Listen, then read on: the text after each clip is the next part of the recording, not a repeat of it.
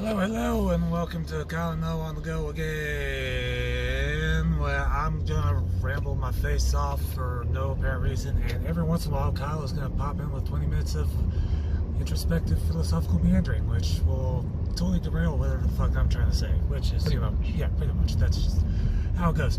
Anyways, so if you're noticing something new on my vest, that's because I've got two golden roses on my thing, which these things are just fucking, foil and plastic. The one I have at home, the Forever Rose, is fucking phenomenal. It is goddamn amazing. Don't do it. Or, go ahead. Do your thing. Do your thing.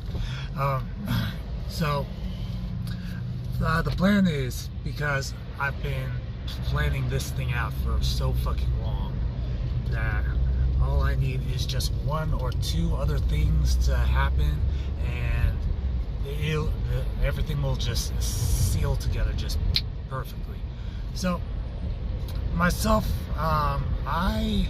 here's my view on like God, the universe, and everything. Basically, God snapped his fingers, the Big Bang happened, and then outside of everything that happened in the Bible, burnt toast that has apparently Jesus' face on it, and macaroni and cheese that fucking knocks something out of you. I forgot what the fuck I was saying. Anyways, basically, if you want, I can make you mac and cheese that'll make you see Jesus. Yeah. I mean, I believe you have the ability to pour shit tons of LSD into mac and cheese. Wait, wouldn't that be like mac SD? Yeah. You gotta use shrooms, man. Fucking LSD doesn't taste like anything. We'll just make the mac and cheese sour. No, I just meant I'd make really good mac and cheese. Like, just really, really good mac and cheese. Ooh. Okay. Because there's this weird little thing that's been happening lately, and I don't know what the hell it is, but I finally said, you wanna know what? I'm just gonna pull back for a bit because I need to recharge myself, regroup, just kind of do my own thing. And I've just been doing my own thing. Just been healing, just been recovering, repairing, improving myself, making myself stronger. And the person that I usually talk to or struggle to talk to or even have conversations with, like, she was like, you're boring. You always ask the same questions. I'm like, well, you always give the same fucking answers. Like, what's going on there? And then a thing happened. God bless you. Perfect timing for a thing. Yeah. So that happened, and basically I've been chilling, and apparently she's been going about things her way, and let me tell you, a workplace is like a small goddamn town. Shit gets around pretty fast. So some of it good, some of it bad. I'm not going to go into specifics, even though I really fucking want to, and I am a very detailed-oriented person, and this is driving me the fuck crazy because my brain is like over-explaining every fucking thing. Go into every nuance of the universe. The sun shines because it's a big ball of burning fart gas. Well, I mean, pretty much. And it's like, life in general is hard enough. I remember every year of my life, like every single year, from age 1 to age 36, because that is how old I am right now. I remember each of the awkward stages. I myself didn't really have a consistent, strong father figure. Very few people seem to have that father figure in their life.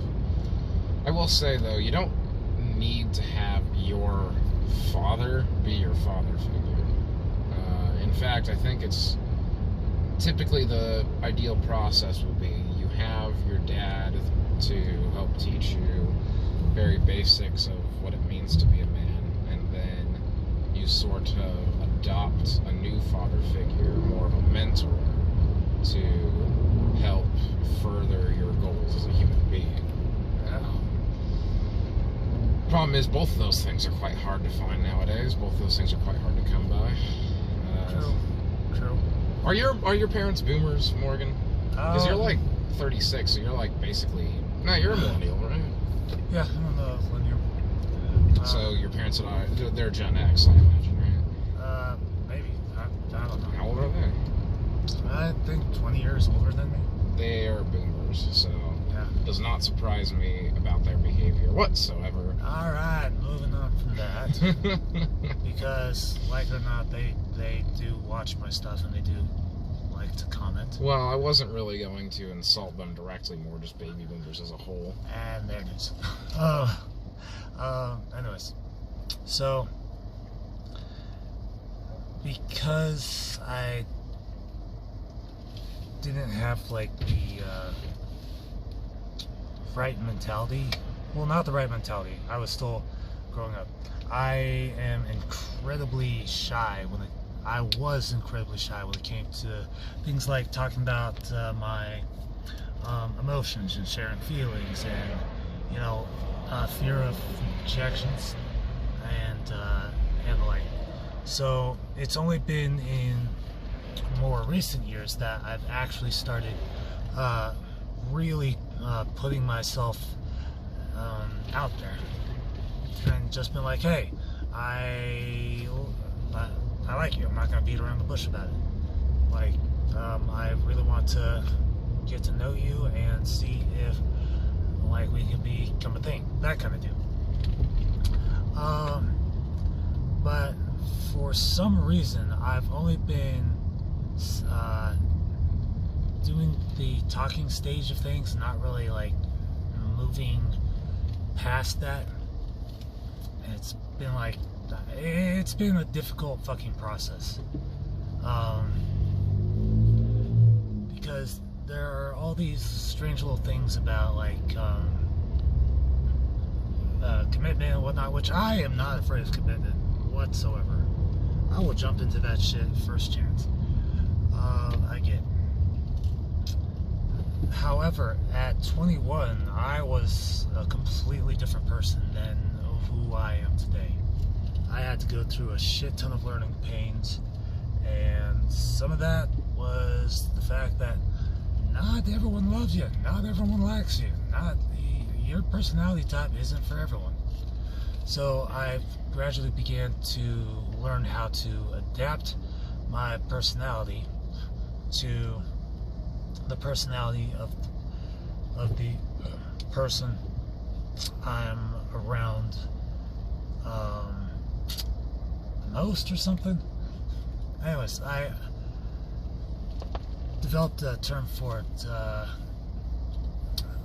personalities chameleonicus or something like that. I don't know. Basically, I adapt to like the mood and everything, and sometimes I take a piece of that, or I adapt a trait or two of that person's personality into my own. So I've talked to maybe about 500-600 people since, actually more like 12,000 now that I think about it. Yeah, about there, 12,000 since the age of 21, because we do tend to talk to a lot of people throughout our lives. Sure. Yeah. And some of those conversations are more forgettable than others, and others are more memorable. Some have stuck with me, some have been like replaced. But I've always tried to attract people that would help me in the long run. Now, I'm not talking like financial or, you know, transportation, even though, you know, transportation. Driver's license. Yes, I know. Thank you, Kyle. And Steve. And Yoshi. And Paul. Fuck Paul.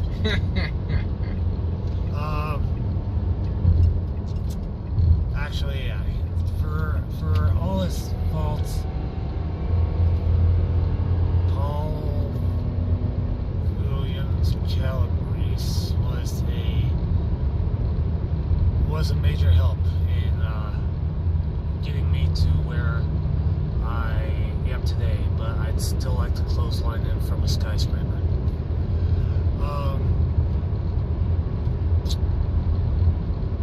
That aside,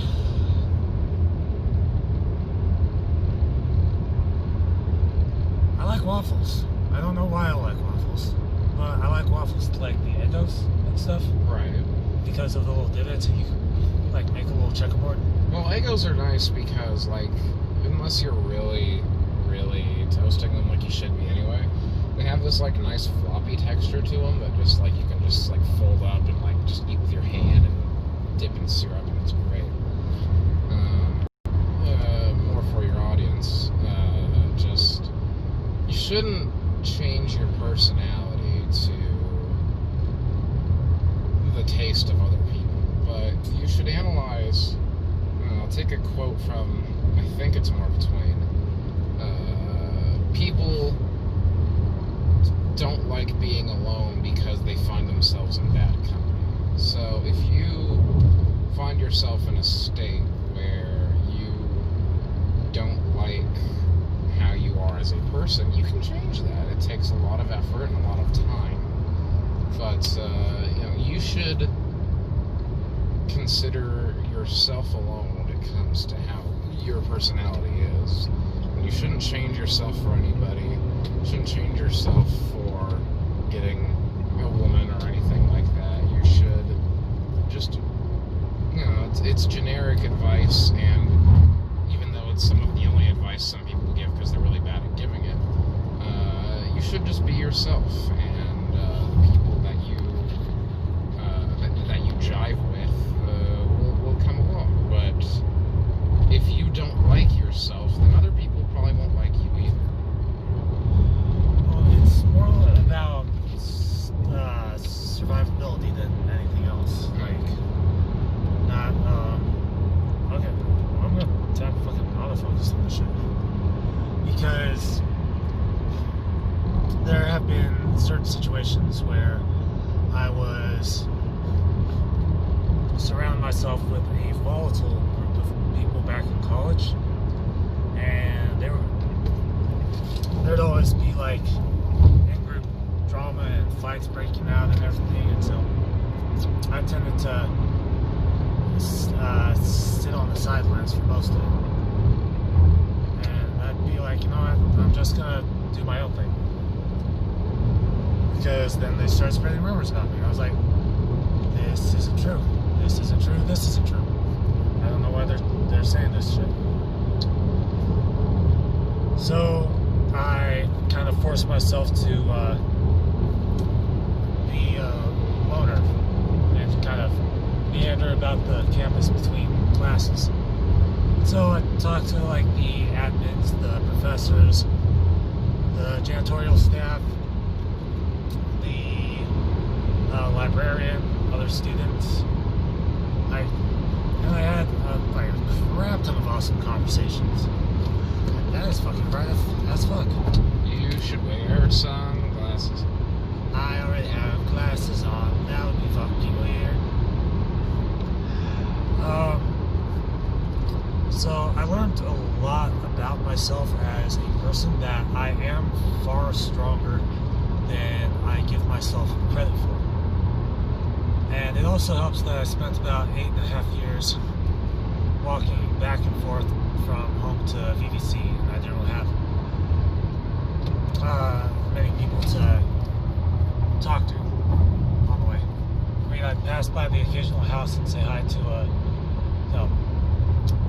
father playing with his kid in the yard, because, back in 2008 or something like that, I had like this huge kit bag that I was always carrying around with me that had my guitar, my 10 packs of ramen, a couple of water bottles, a peanut butter and marshmallow sandwich, a bag of chips, half a chicken. Jesus. I know. I went through a lot of calories. That thing weighed like 30 pounds on average. So, I had a lot of time to do some introspection and self-reflection and develop my talents as a singer and just as a writer, because you're pretty much on the road for about 45 to about an hour and 10 minutes. Who, me? No, me. Like one way from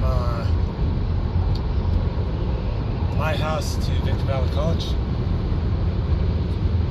So it generally became like a visible evolution of the self almost,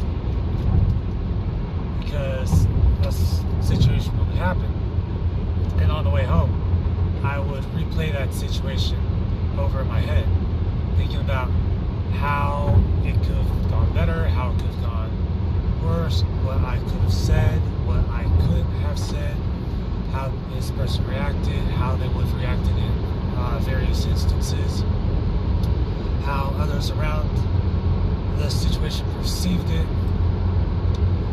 and I gained, in all honesty, I gained a lot of, I want to say not predictional, that's not even a fucking word, but preemptive hindsight is the word. So I have the habit of planning out every day ahead of me, but not necessarily sticking to that plan. So I look at the neutral, I look at the good, and I look at the bad. How can I make this day better? What situations do I need to avoid? What situations do I need to involve myself with? Where do I need to go? What do I need to do? How am I going to visualize a successful day? What is that to me? What the? That is actually just a backup move. Man, I thought people were in there. Like, what? So in doing that, you both help yourself in the long run, because it's not just one line of thought, it's like 3 different ones. So that way, if you can see that something isn't going the way you thought it would, you can be like, okay, I'll just veer back a little bit, get to where I need to go, focus on what I need to do, and then I'll try to revisit the situation and see if I can't make it better. And sometimes it works out, and other times it doesn't, and other times it really doesn't. That's something I have to work on. Like, I've got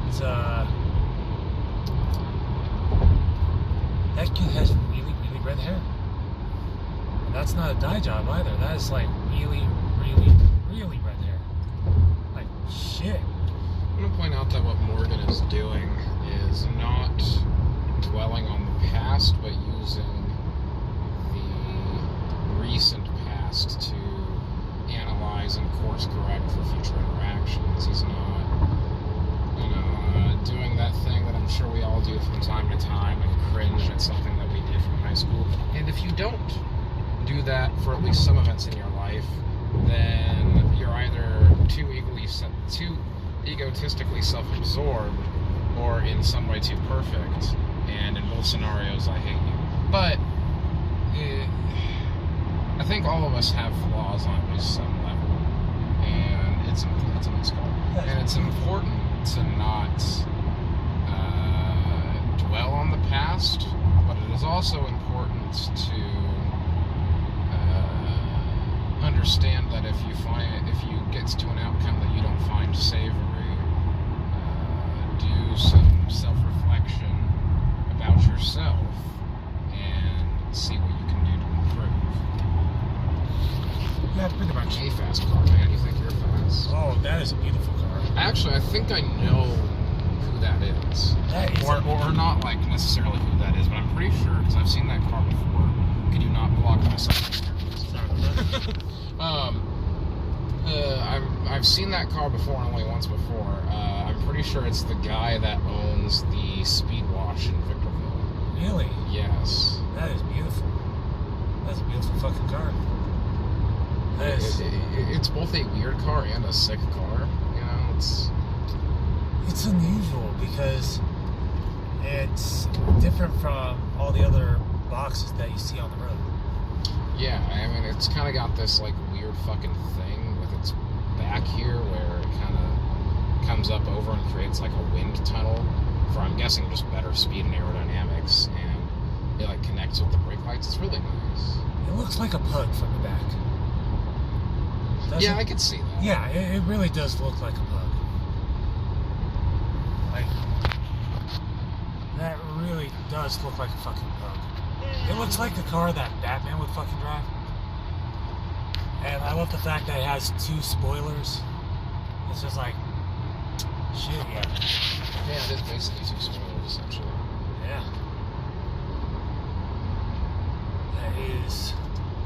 That is a fucking trippy ass car. Like, goddamn. Like, fucking goddamn, that thing is staring directly into my soul. I don't know whether I want to drive there. Fuck it. Pretty much. Yeah, I mean, shit. How much do you think you paid for that car? $200,000? Yeah, not there. Sounds reasonable. Yeah. That is...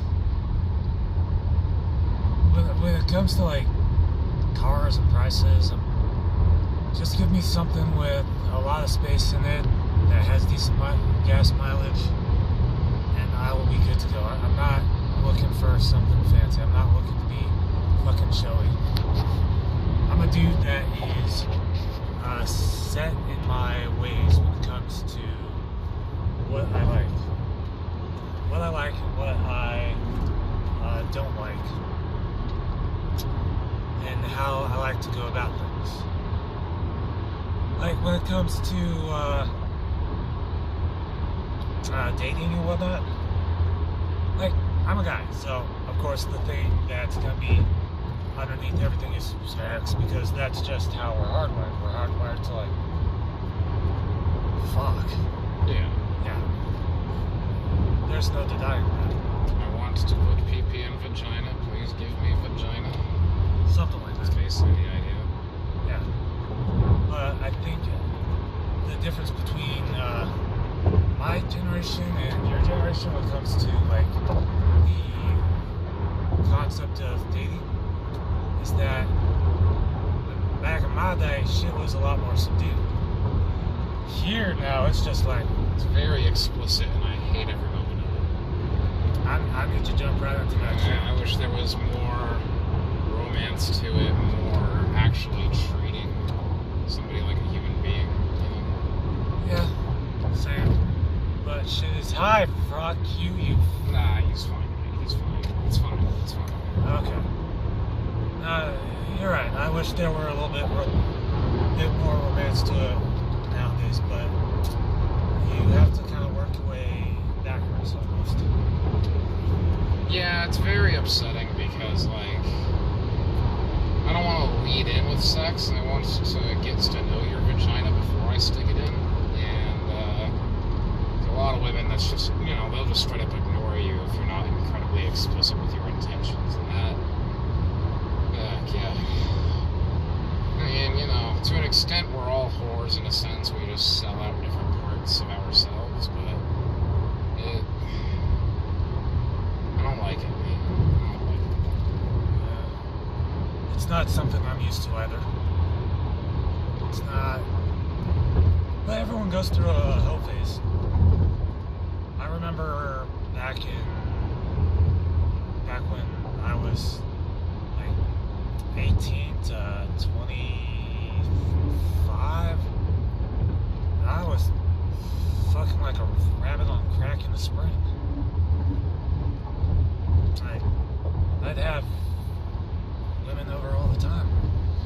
Yeah, it doesn't help that, like, especially in my case, I both detest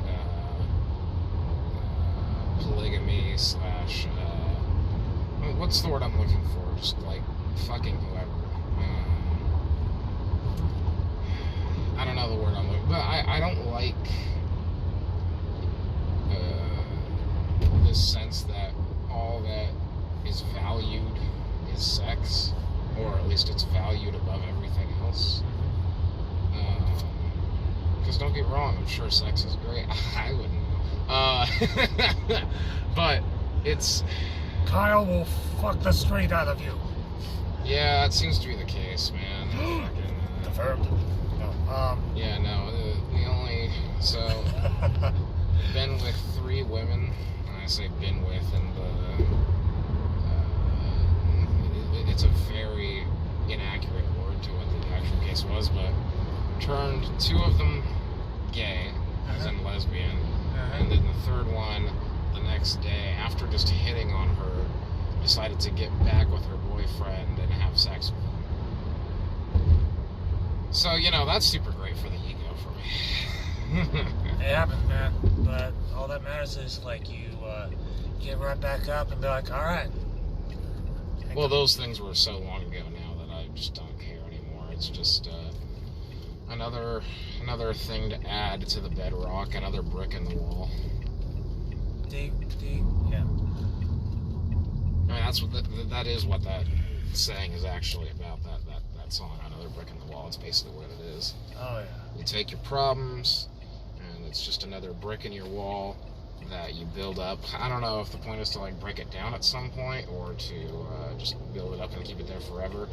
I don't know. That whole Pink Floyd thing was about criticizing both National Socialism and criticizing the belief that you should not let all your feelings out there. So what I'm telling you is that the Pink Floyd are hippies.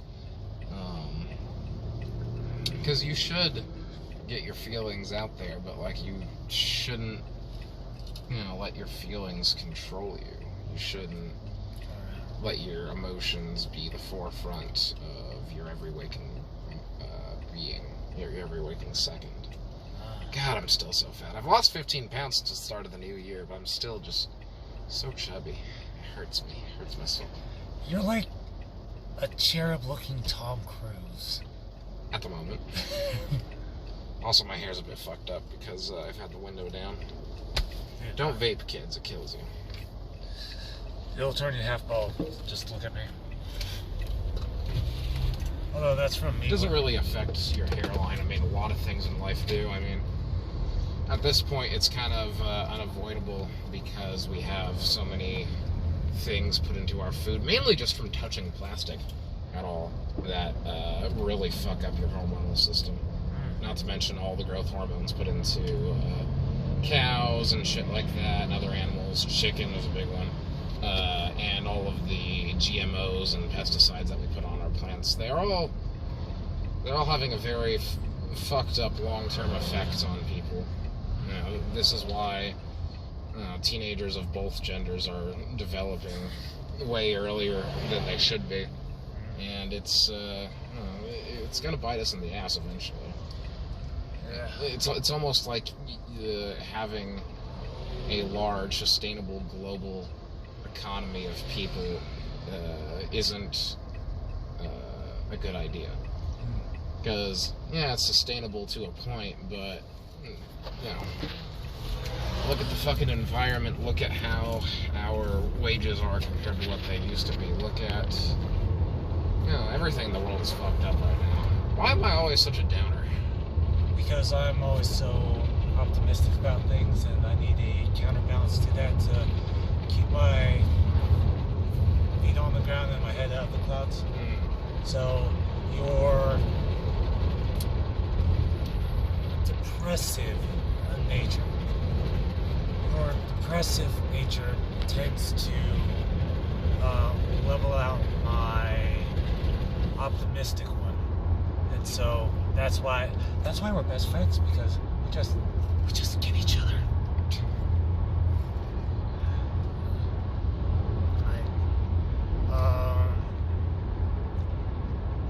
Paul would just blast Eminem the whole entire fucking car ride. Yosh would blast R&B. Steve would... I think Dell was the only one we really had, like, deep conversations with up to that point. Chuck scares the fuck out of me. You know, the one with the bright hair and all the weird shit? No idea. He's in, I don't go to Inbound. oh, he's in Outbound. Who? Chuck. No. Let's see. Steve, podcasts, talk about work, life advice, just all around good guy.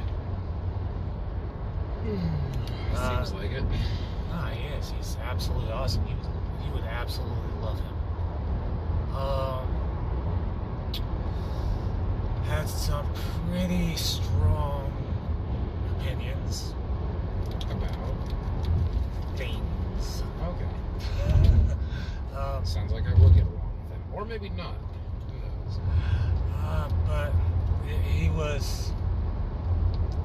he's a kind of a mentor figure. Matt would play anime all the time Nice. and talk about his daughter and his wife. And there was one time where Steve had me transfer like almost the full amount for that month's gas, but just 1 penny off. And his daughter almost immediately called me, and he just busted out laughing like, well, where's the full amount? I'm like, Steve told me to do it. She started yelling at him through my phone. I'm like, damn. Because you were a penny off. Yeah. Anyways. And you've got pretty even mix between conversations, podcasts, music,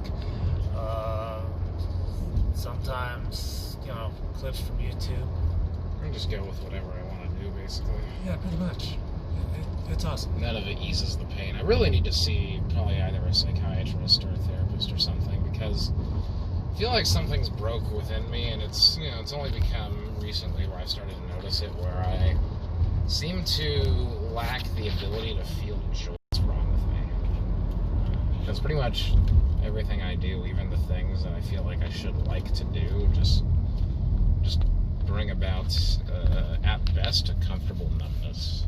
Okay, so there's a game called People Playground. Mm-hmm. You will absolutely fucking love it.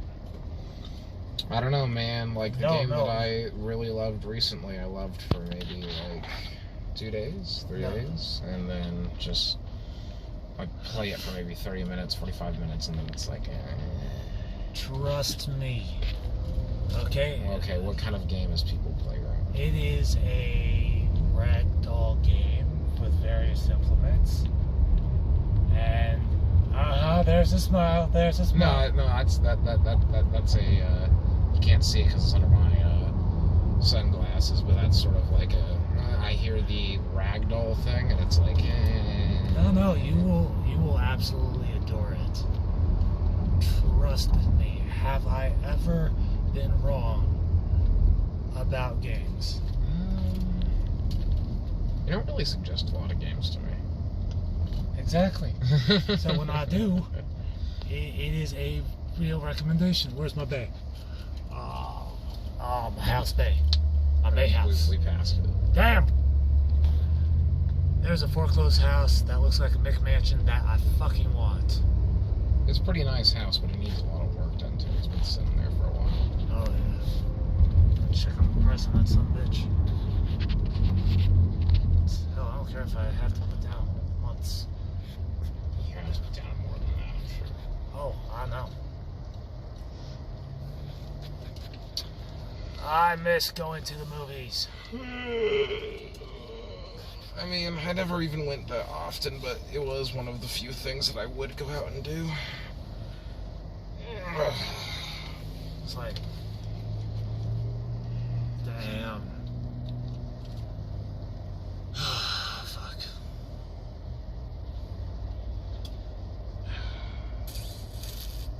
Work hasn't even started. I'm already fucking tired, exhausted, and no